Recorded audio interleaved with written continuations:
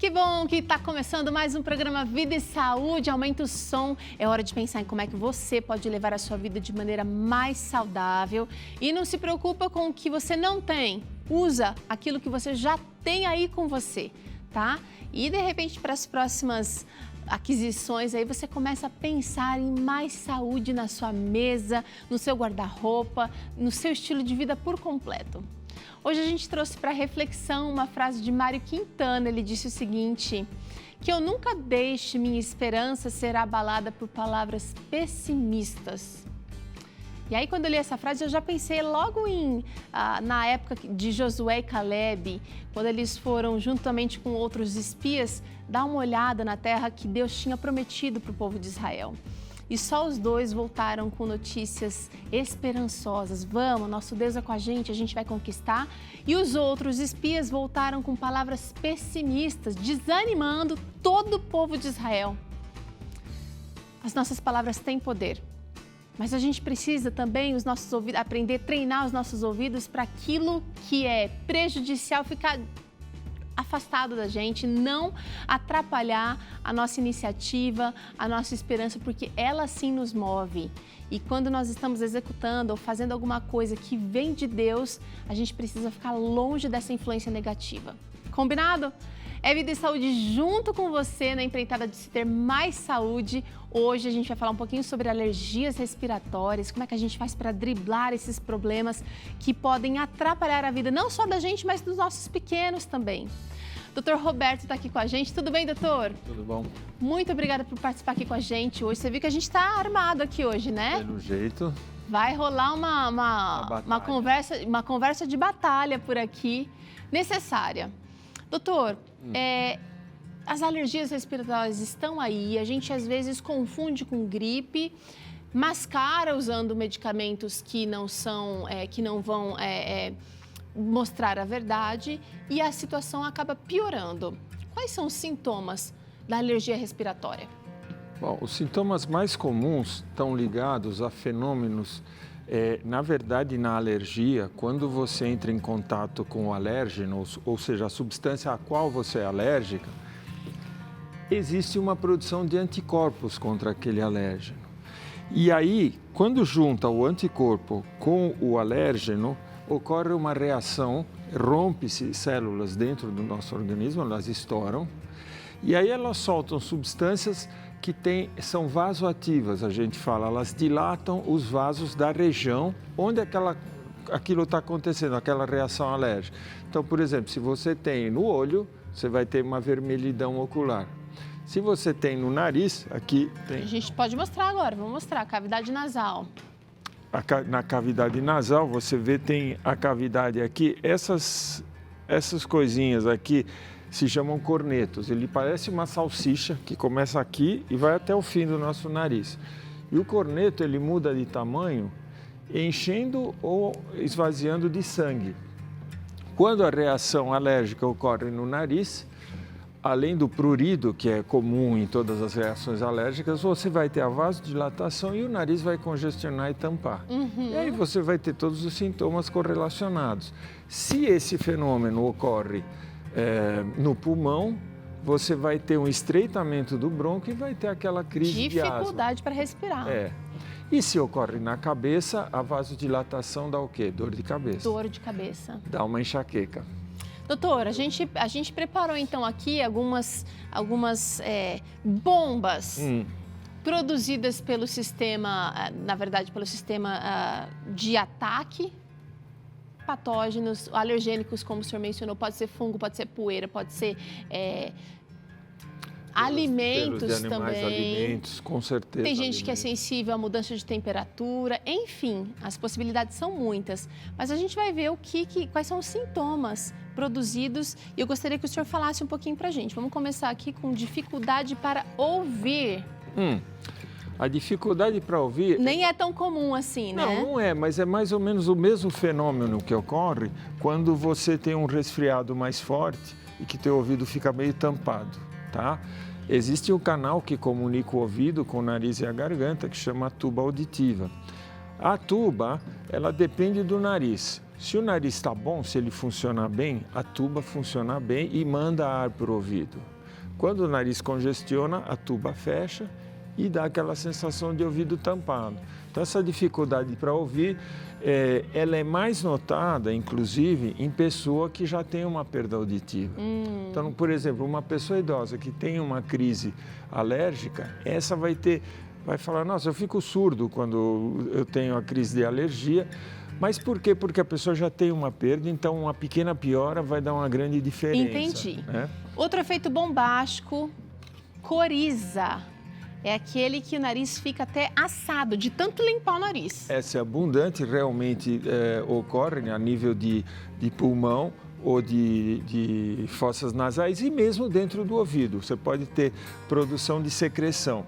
É uma coriza que a gente chama de hialina, ou seja, é transparente. Tá? Bem líquida normalmente. Bem, parece água, né? No resfriado ela vai ser mais espessa, às vezes assume outras colorações. E ela também é decorrente da vasodilatação nasal. Quando tem essa vasodilatação, começa a ser extravasado o líquido e começa a escorrer. Além de você ter fenômenos de lacrimejamento por motivos semelhantes. Entendi. Aliás, lacrimejamento é um outro sintoma bombástico aqui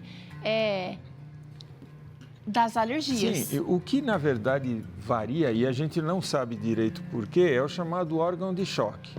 Né? Então, por exemplo, tem pessoa alérgica cuja maior manifestação da alergia é, por exemplo, a asma. Tá? Mas outras não, as outras podem ter só um prurido ocular intenso que às vezes leva para o oftalmologista com não tanto sintomas nasais ou respiratórios, mas principalmente oculares. Então, muitas vezes, outras pessoas que são alérgicas vão ter quadro de dermatite, né, com manchas na pele. Prurido. Enfim, prurido. O prurido é um sintoma comum nas várias áreas, fora o pulmão, que não dá para ter prurido no pulmão, mas nos olhos, no rosto. Não, e quem tem uma dessas alergias que a gente mencionou aqui, especialmente bronquite, especialmente rinite, asma também, vai ser uma junção desses sintomas. Então, Sim, é lacrimejamento, é coceira no ouvido, nariz e garganta. Exatamente. Cefaleia também é outro efeito bombástico das alergias. A cefaleia tem dois motivos aí. Um é aquele fenômeno de vasodilatação na cabeça que a gente descreveu. E ela pode até estar associada a alimentos, né? Então, a pessoa come determinados alimentos, começa a ter crise de enxaqueca. E uma enxaqueca de fundo alérgico. Mas também ocorre pela congestão das fossas nasais. Quando você tem a congestão num quadro de rinite, a congestão nasal vai dar aquela dor que a pessoa pensa que tem uma sinusite e às vezes acha que tem uma sinusite incurável. E muitas vezes não é o caso, é só uma dilatação nasal, uma congestão que gera uma pressão aí. E você trata só a parte alérgica e melhora. Interessante. Com certeza. Vamos dar uma olhada no outro efeito bombástico, irritabilidade, especialmente quando a junção desses sintomas aqui faz a pessoa às vezes ter uma crise de 50 espirros de uma vez, junto com lacrimejamento e aquela coceira no ouvido. Então a pessoa fica extremamente irritada. Até porque atrapalha as atividades normais, né? E atrapalha até o sono. Porque às vezes a pessoa que é alérgica, a hora que deita na cama, não consegue dormir direito porque o nariz é entupido. Então vem essa irritabilidade. E claro, quando você começa a dar 30 espirros, você fica meio limitado. Não faz mais nada, né? Fica só espirrando. Só espirra. Então é uma coisa realmente limitante.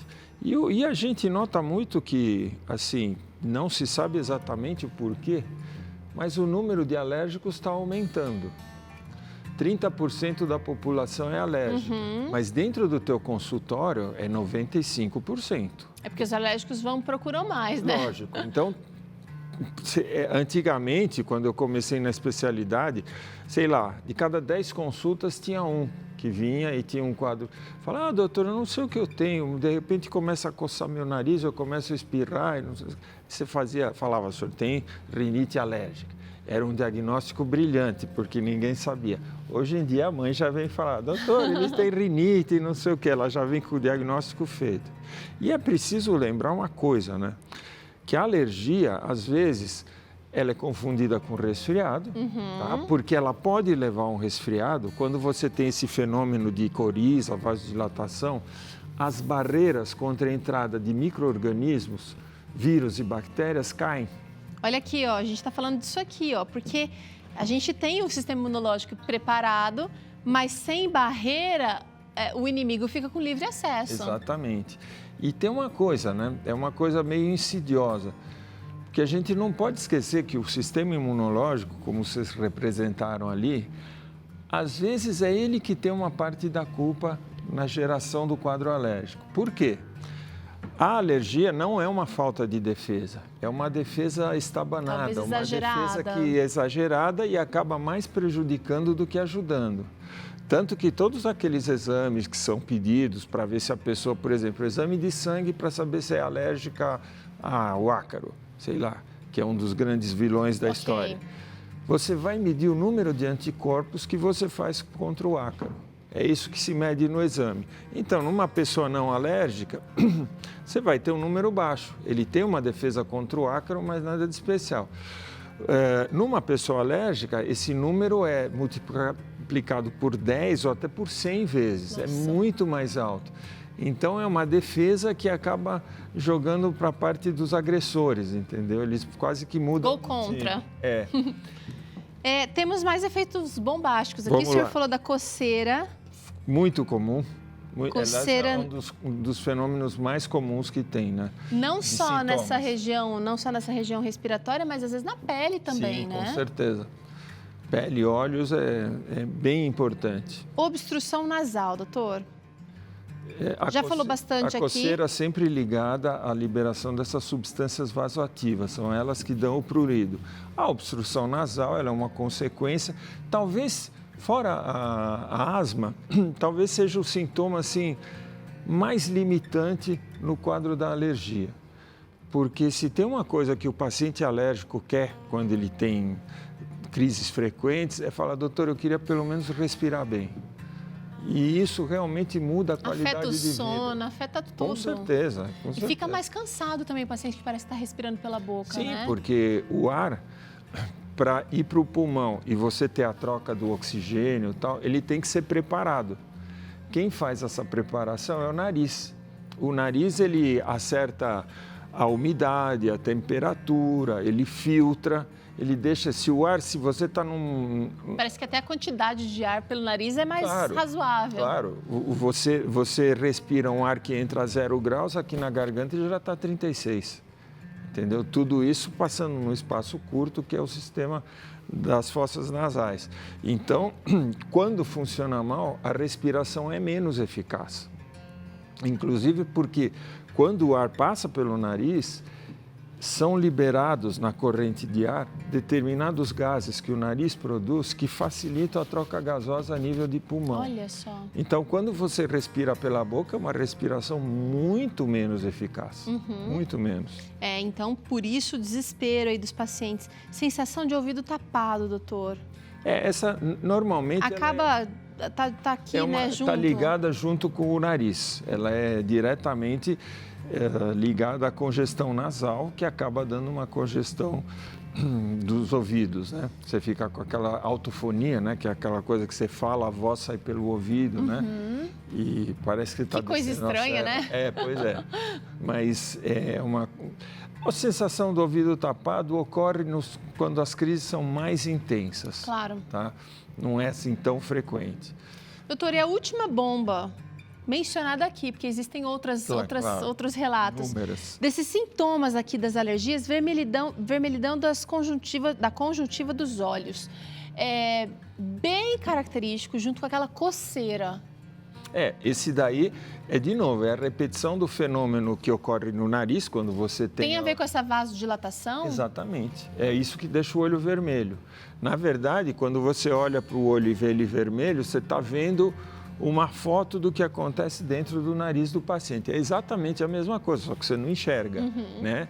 Mas o lacrimejamento, a coceira... Agora, por que alguns pacientes têm isso no olho e outros menos, isso a gente ainda não sabe. Tá. Aliás, a gente não sabe nem por que a alergia está aumentando. Pois é. Não tem uma explicação assim 100% definitiva. Tem vários fatores contribuindo, mas não tem nada definido, é isso. Uma das explicações que é usada é o uso de antibióticos. Porque assim, quando, sei lá, a criança tem uma otite, você vai e dá o antibiótico. Aí o que acontece? Em vez do organismo da criança reagir contra aquela doença, fazer anticorpo para matar a bactéria que causa otite, ela não precisa fazer nada, porque tem o antibiótico que vai lá e mata. Teoricamente, o que acaba acontecendo é que o organismo, em vez de produzir aquele exército de anticorpos para combater a infecção, ele vai mandar falar, olha, vamos fazer o seguinte, você vai lutar contra a alergia. Aí você fica com um exército enorme que vai gerar o quadro alérgico, em vez de estar combatendo as infecções. Essa seria Ou seja, uma confusão. É uma confusão no sistema imune. Eu já nem tinha pensado em antibiótico, pensei em o ambiente, né? Poluição, a gente está com uma alimentação também muito alergênica também. Sim, com certeza. Se todo mundo lembra, pelo menos os mais velhos, né? Que antigamente, se o leite passava mais de um dia na geladeira, ele azedava. Porque hoje em dia o leite vem com tantos conservantes e não sei o quê, que você pode deixar ele aberto. Lá, sim. Não aberto, né? Mas aberto uma semana ele aguenta. Aguenta sim. Então... Doutor, como é que a gente faz, então, para equilibrar esse sistema que precisa estar funcionando, precisa estar em forma? Porque um exército também que não faz ali ativa, que não se movimenta, ele vai... Claro. Definhar. Sim. Como é que a gente faz para equilibrar essa defesa, essa força equilibrada também que precisa ter o sistema? Olha, eu acho que tem um ponto assim que é fundamental, que é válido para tudo, para o nosso organismo e até para o meio ambiente. Você tem que melhorar o ambiente onde você vive e o ambiente dentro do teu corpo.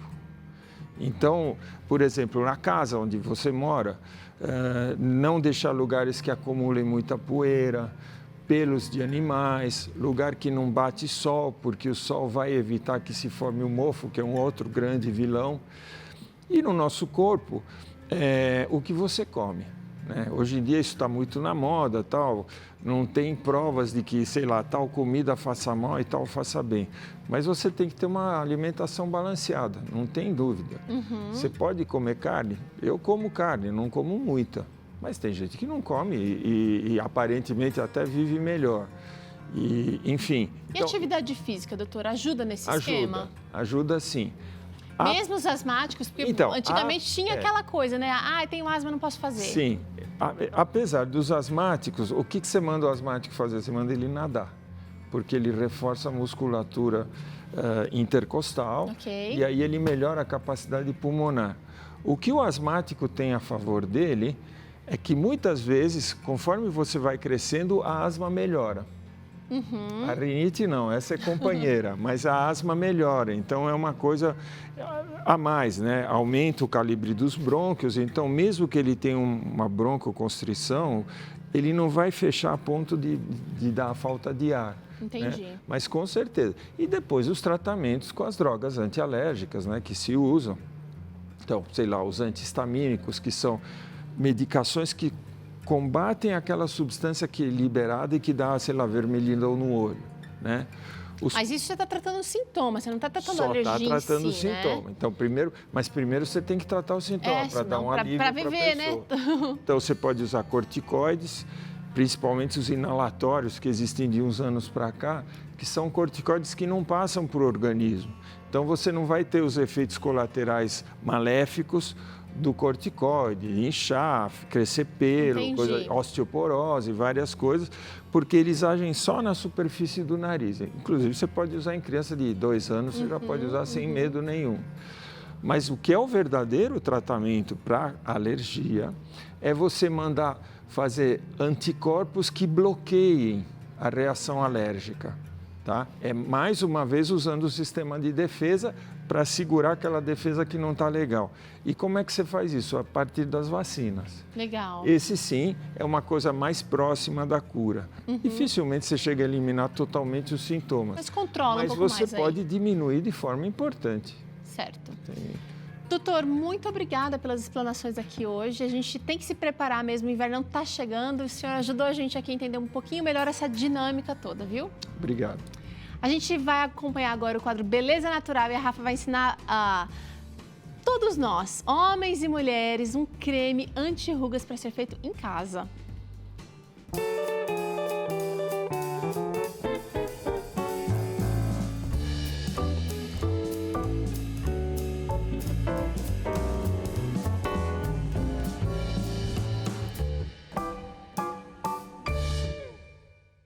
Você é daqueles que tem rugas?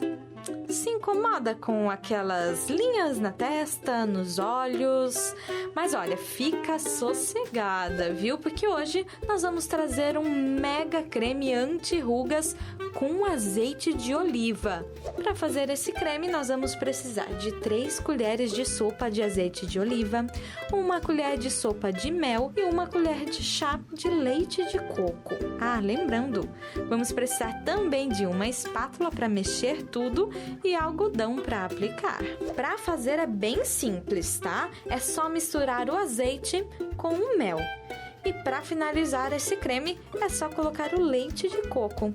Então, pode mexer, mas olha, mexer mesmo, tá? O mel e o leite tem que incorporar bem nessa mistura. E agora que tal a gente aplicar esse creme? Pois é, com a ajuda daquele algodão, é só pegar o creme e passar por todo o rosto e deixar de 20 a 25 minutos. E depois é só tirar esse creme com bastante água. Mas vamos às nossas recomendações. Esses cremes são recomendados para as pessoas com mais de 25 anos e que não tenham a pele muito gordurosa, oleosa, ok? E também é importante usar à noite. E é claro, a última recomendação. É sempre importante consultar um dermatologista para saber o que você pode ou não aplicar na pele. E aí, é só aproveitar esse resultado. Pele bonita, viu? Gente, tem gente que acha que não faz nada, né? Mas eu quero desafiar você a fazer esses cremes, essas dicas que a Rafa tem mostrado aqui pra gente, porque realmente revigoram, deixam a gente não só com uma aparência muito melhor, mas também com uma sensação muito boa de hidratação, porque, claro, são feitos com ingredientes saudáveis. Ó, a gente pausa agora e na volta tem Dr. César Vasconcelos falando sobre a conexão entre religião e saúde. Como é que isso acontece, essa conexão acontece? E ainda tem receita aqui no Vida e Saúde. A Neila vai ensinar pra gente esse delicioso hambúrguer de aveia. Não saia daí, a gente volta já já.